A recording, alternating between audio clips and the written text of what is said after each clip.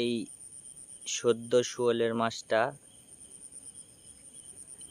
ফাঁদে আটকা পড়ছে, তো এটা খাওয়ার মতো উপযুক্ত সাইজ না। এই মাছটা 1.5 থেকে 2 কেজি ওজন হবে।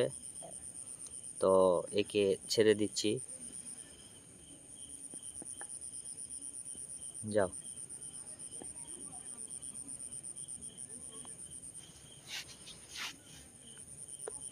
মাছটা বেঁচে যাবে ইনশাল্লাহ, যাও।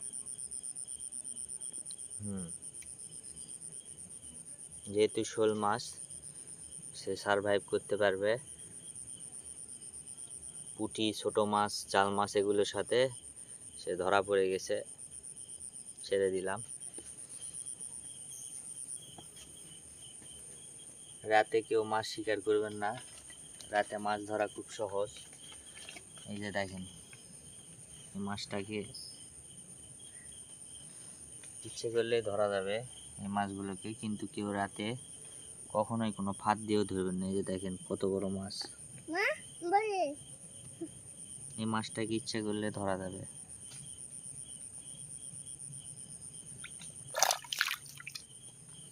চলে গেল, আসলে আমি ধরার চেষ্টাই করি নাই।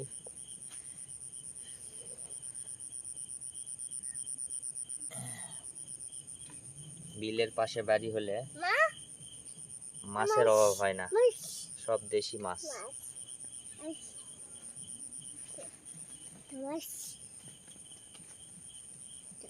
ওই যে লাইট দেখতে পাচ্ছেন, ওই পর্যন্ত বিস্তৃত বিশাল বিল।